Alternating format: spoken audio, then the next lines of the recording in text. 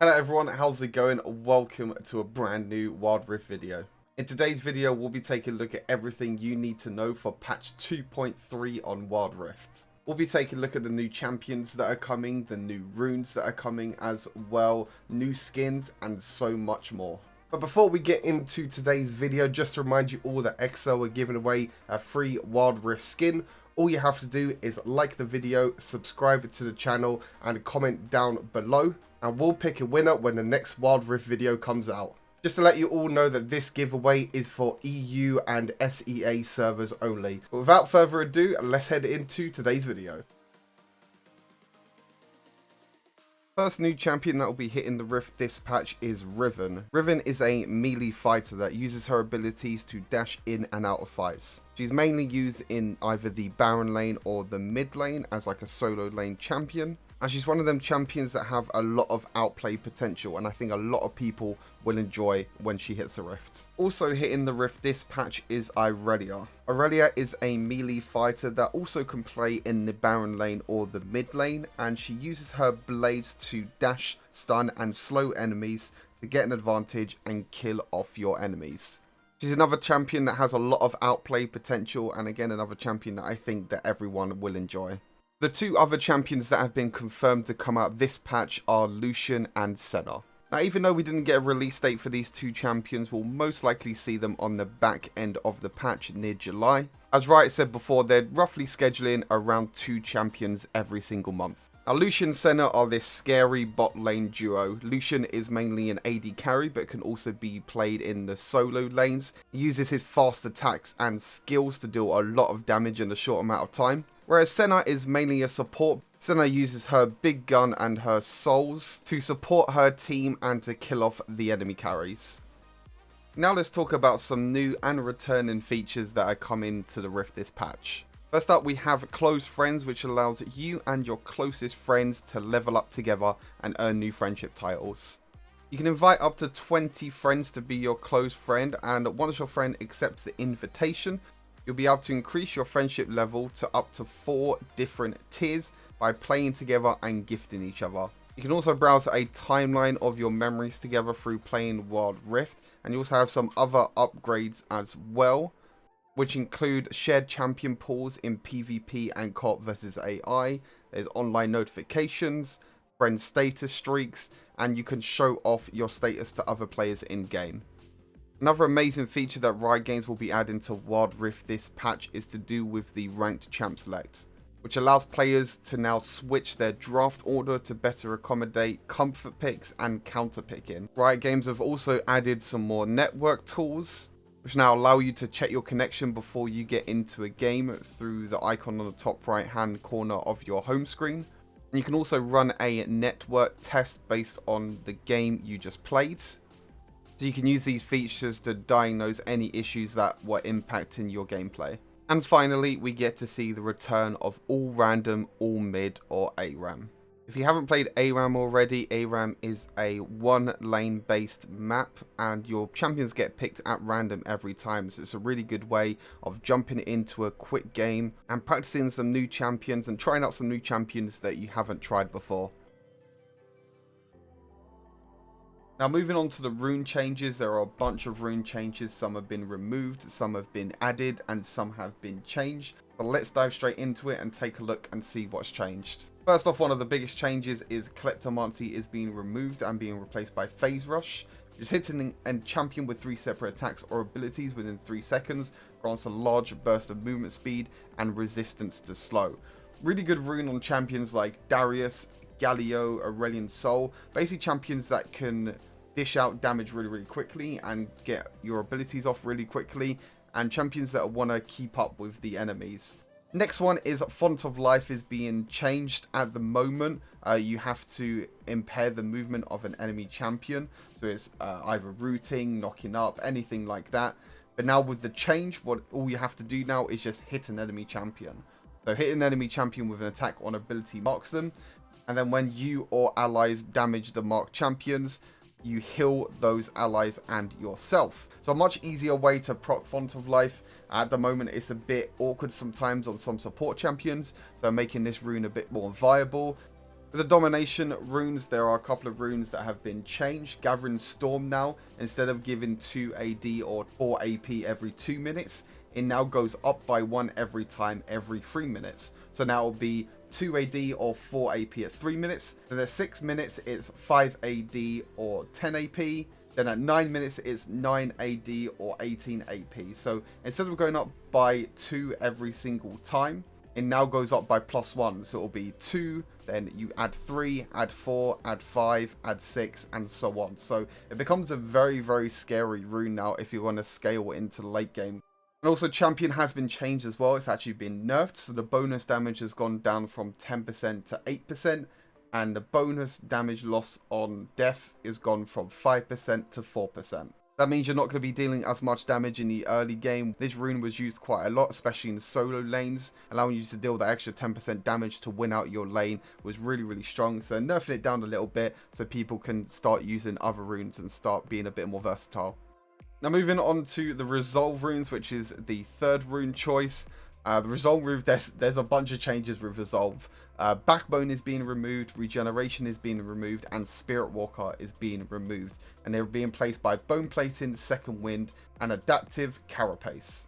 The Backbone before was just you gain bonus armor and magic resist based on whatever stat you had less of, which most people didn't really use because you didn't really get a stat that you needed. So replace it with Bone Plating, which again is a rune from PC League of Legends. After taking damage from a champion, the next 3 champion abilities or attacks against you deal reduced damage, which is really, really good against champions that really want to dive in on you and try and combo you. So I think this will be a really, really strong rune. It's really, really good for melee champions if you're getting poked out in lane as well, especially for supports and the melee champions in the top lane. Regeneration was a rune where you can regen your missing health or mana based on whichever percentage was lower.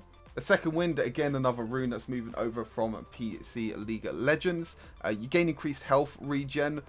Also, after taking damage from an enemy champion, you regenerate a portion of your missing health, which this effect is doubled for melee champions. So again, if you're against a lot of poke champions in the top lane or the mid lane that keep on poking you out and keep on dealing damage to you, this rune's really, really good because you'll be able to regen a lot of health and stay in them fights longer. And then we got the Spirit Walker replaced by Adaptive Carapace. Spirit Walker was where you can gain bonus max health and slow resistance, but now with Adaptive Carapace you still gain that bonus maximum health, and you also gain increased defenses when you're below 50% HP.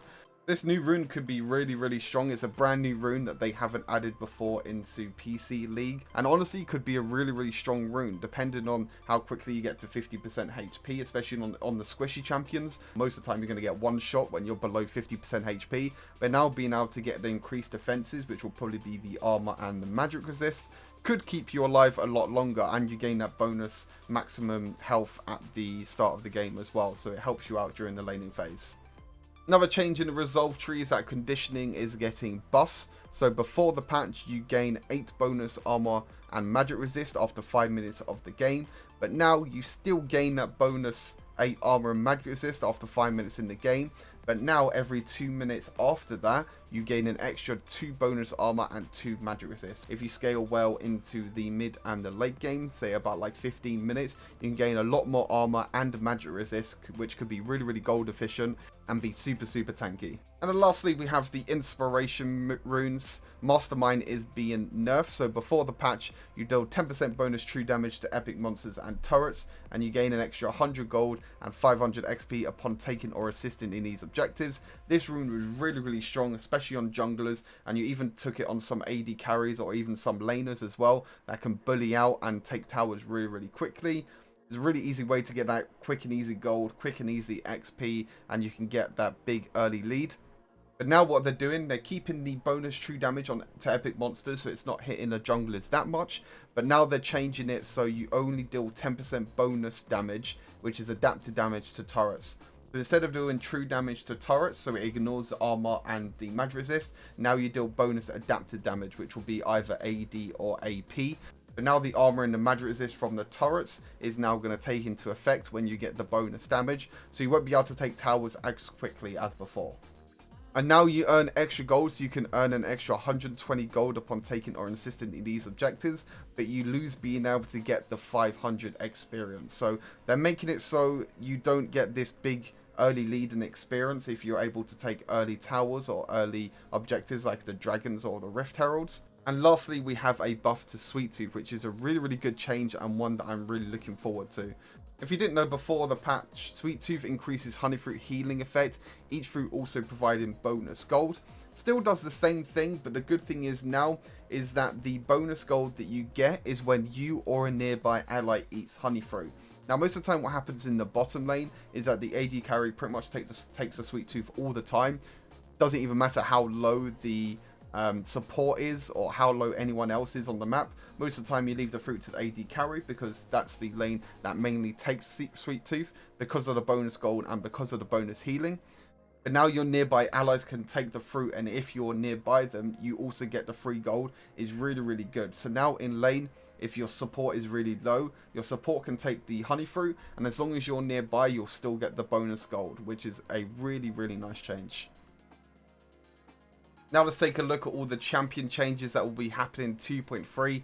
Obviously 2.3 being a big patch, it means a lot of champion changes. We'll go through all of these and I'll let you know my thoughts. First up, we have Akali. Now, I know what you're all thinking. Thank God Akali is getting changed. But it's more of an adjustment. It's not really a nerf or a buff. It's a bit of both. They're kind of nerfing her early game, but then buffing her late game. So her base stats, her HP is going down from 650 to 570. And her HP per level is going up by a little bit. So again, kind of nerfing her early game, allowing, you know, champions to punish her a bit in the early game with a little bit of less health, but then allowing her HP per level to go up, which means that, you know, the later the game goes, the more HP she will be getting. Her armor's gone down by a little bit as well, again, allowing you to punish. 5-point strike, which is her first ability, the energy is going up. That means it costs more energy now to use your first ability, but they've kind of adjusted that with the Twilight Shroud with the second ability.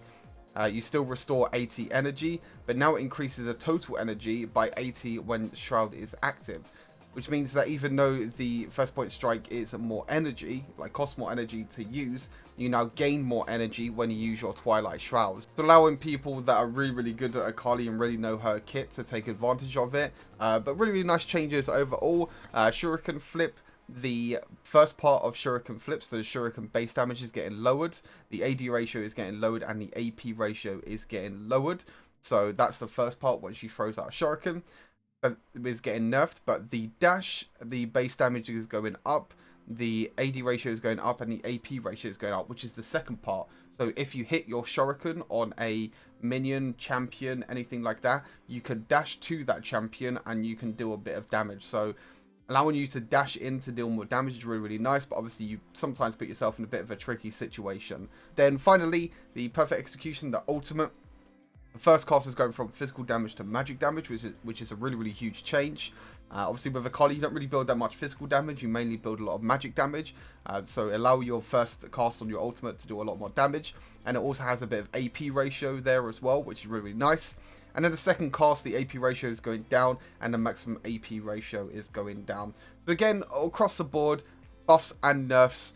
Overall, I think Akali will be a little bit hit. I think people that really know how to play Akali and know how to utilize her kit will still be really strong on Akali, especially because of the late game.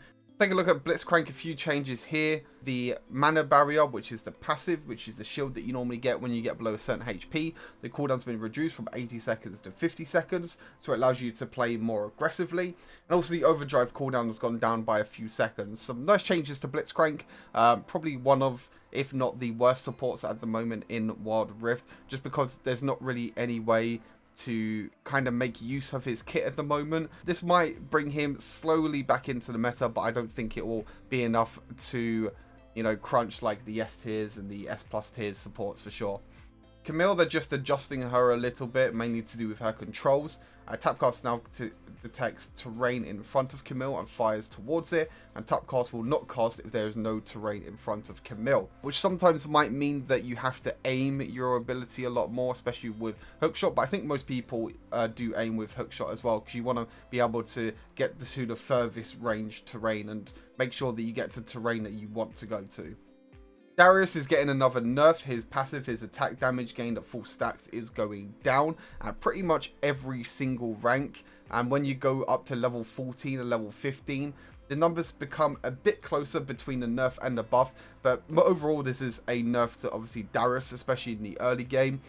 He was really annoying to play against the laning phase if you got hooked by Darius and if you took a lot of damage, and obviously Darius kept auto attacking you. He gets that passive after a few stacks and he deals a lot of damage. Obviously he gains a bonus attack damage, so that going down by a little bit will definitely affect his early laning phase. Diana nerfs coming in as well. The base health of Diana is also going down. Her AP ratio on her passive is going down, and her ultimate minimum base damage and maximum base damage is also going down. So again, overall nerfing her laning phase.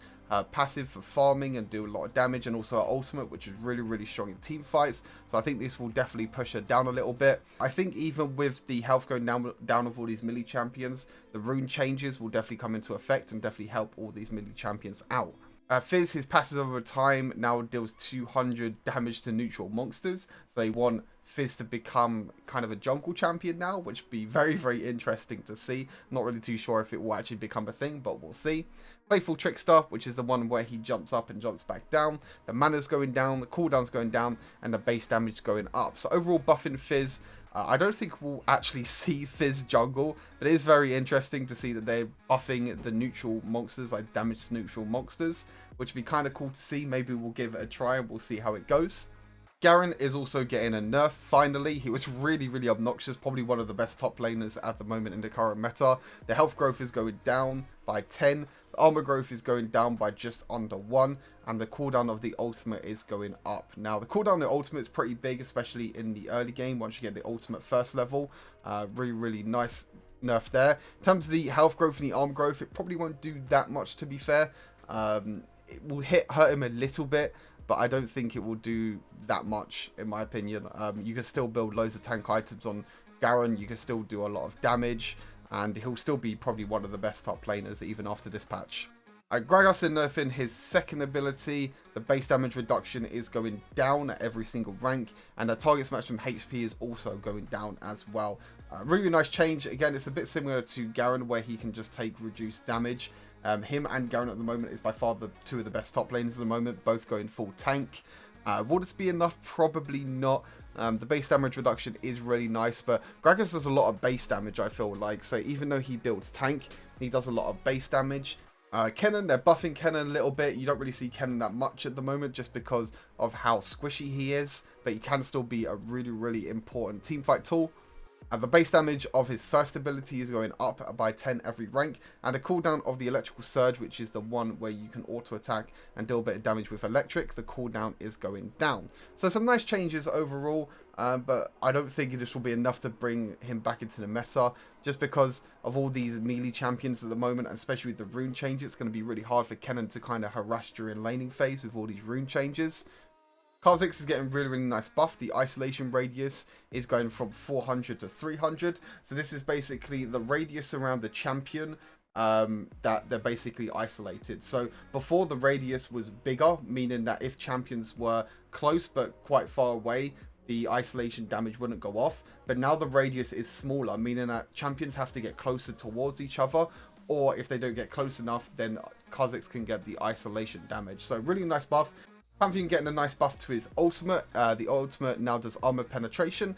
My guess is that every champion that hits from the ultimate, so it goes 10, 15, and 20%. It's really nice. You can go with your ultimate, get the armor penetration, and then you can jump on a champion as well to deal more damage because you've already got the armor penetration in, which is really nice. Rakan getting some really nice buffs as well. The base magic resist is going up. The magic resist per level is also going up. So at 15, it's going up by about 9. And the passive, the shield cooldown reduced at 15 has gone down. So at level 15, it's gone from 17 seconds to 14 seconds. This is the time period that you have before you get your next shield up. But as you can see, during the early game, it doesn't really affect him too much. It mainly when you get to like level 10 roughly and above, then you'll be able to really see the difference, you know, going down by about 3 or 4 seconds to get the shield up more often. Rammus is getting nerfed a little bit. You don't really see him too much in the higher elos, but apparently he's been really strong at the moment in low elos. So the base armor has gone down, and the defensive curveball, the damage has gone up at the first level, but after that it goes pretty much down after you get 3 points into it. So it goes down at 3 points and 4 points into defensive curveball, but at 1 it goes up, and at level 2 it stays the same. So overall a nerf to Rammus. Renekton is getting some really nice and much needed buffs. If you haven't seen it already, make sure you check out our Renekton guide over here on the XL YouTube channel. But the base AD is going up by 6, and also Cold the Meek, which is the first ability, the one that you spin around. The on-hit heal is going up, the base damage is going up, the bonus AD ratio is going up, and the enhanced base damage and the enhanced bonus AD ratio is all going up. Really, really nice changes to Renekton. I don't think the heal will be enough. Because on PC League of Legends, your heal scales off AD, but they haven't added that to Wild Rift yet, probably because they think it might be a bit too broken. But some nice changes. I'll definitely give him a try again, and hopefully he'll be able to slice and dice through some enemies and kill them. Bit of an adjustment to Twisted Fate. He now has a new passive attack speed on his stack dex, but the active bonus attack speed that you get from activating the stack dex has gone down. So overall, if you add the two numbers together, the percentage overall is the same, but now you don't need to activate this skill all the time to get some little bit of attack speed.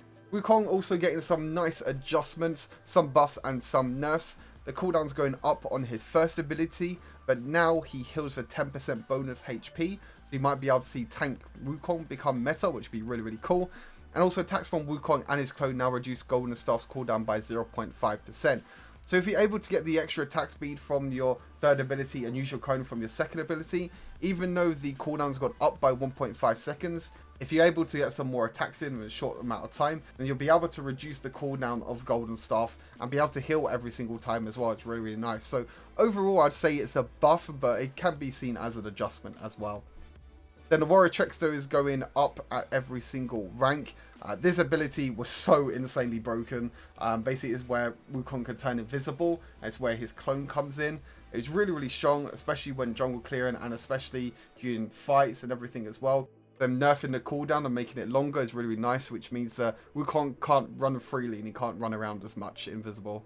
Some crazy, crazy changes happening to Xin Zhao. I think overall it's an adjustment, but I would say overall it's probably a buff. His base AD has gone down. The base heal amount on his passive has also gone down. The damage on his 3 talent strike has gone down. But the second and the third ability, and especially the ultimate, is where Xin Zhao's buffs really come in. The second ability now, the sweep and the strike now slightly hit behind Xin Zhao, which is quite nice. The strike range is a lot bigger. It's gone from 6 to 8. And the cooldown has also been lowered. And the AD ratio has been hit a little bit, but I think the main thing is this part down here. Strike now challenges champions or monsters and provides vision for 3 seconds. Multiple targets are hit. The furthest from Xin Zhao is one that is challenged, and mini damage has been reduced by 50%. Now the strike from the second ability, now challenging champions and monsters, it comes into effect with the third ability as well. So the cast range on challenged target has gone from 5.5 to 8.5, which is crazy. So you can really use your second ability to get that extra range and to hit a champion, and then you'll be able to dash onto a target from a lot further away, which is really, really nice. The AP ratio has also gone up on the third ability. You also have the ultimate, which the base damage has gone down, but it now has a new 80% AP ratio, which is pretty insane. The duration has also gone up, but they removed the base attacks and the spells can extend the Crescent Guard's duration. So overall, the ultimate is a buff. The third ability is a buff. I would say overall the second ability is probably a buff, but they've nerfed some other things as well. But overall, some pretty crazy changes to Xin Zhao. Maybe you might see AP Xin Zhao come into meta. AP ratio on third ability and the AP ratio on ultimate, which is really, really awesome. And lastly, we have Ziggs. The passive damage to structures has gone down from 200% to 150%. Small change, but a much needed change. Ziggs was taking towers way too quickly, especially with the execution of his second ability as well. I still think you'll see Ziggs pretty much all the time in solo queue and in competitive play. That's it for all the champions changes. Let's move on to the item changes. Now the item changes are pretty crazy. Some crazy item changes that are coming into this patch. You got the Black Cleaver, which is being buffed, which I think is quite crazy because I think Black Cleaver is a really, really strong item at the moment and pretty much gets built on every single jungler. The attack damage has gone up. The armor reduction per stack has gone up by 1%. The max stacks have gone lowered, but overall the total armor penetration has gone up by 1%. This just means that you can stack the armor reduction much quicker, and you can also get more armor reduction as well much quicker. Really, really nice change. I think it's pretty crazy change, as mentioned. It's going to be quite interesting to see how this shapes things up. But I think champions like Wukong, Jarvan, Vi, all these champions work really, really well with Black Cleaver. So it'll be much better for them for sure. Deadman's Plate is getting a huge nerf. This item I thought was absolutely absurd. You build it on champions and they can just run towards you, deal a bunch of damage, and you have a bunch of HP. So a nice little health nerf that will definitely help out. Duskblade is getting buffed by 5 AD, buffing them AD assassins a little bit. More Malmortius has also been buffed, so the price has gone down by 200 and the magic resist gone up by 10. You build more Malmortius sometimes if you get a lot of AP damage, but most of the time you just go for a more defensive stat. You normally go for like Death's Dance maybe if you're scared of being one shot, or you normally go for the tank magic resist options like the Spirit of Visage and the Force of Nature. But maybe with more Malmortius you'll be able to see this a bit more because it gives a lot more magic resist. And then lastly, you got at the bottom there, Trinity Force is being nerfed. The attack speed has gone from 40% down to 30%. I think this is mainly for the new champions like Riven and Irelia. Irelia gains bonus attack speed every time she hits an ability. So that on top of Trinity Force probably made Irelia really strong. So maybe they had to nerf down Trinity Force a little bit. But this helps a few other champions as well. Obviously Camille with the nerf with attack speed, Azrael, Darius and all the other champions that build Trinity Force as well. Overall, some really nice item changes. Not a lot of item changes compared to the runes and the champion changes. But overall, some nice changes. And it will definitely shape up the meta. And I'm really looking forward to it.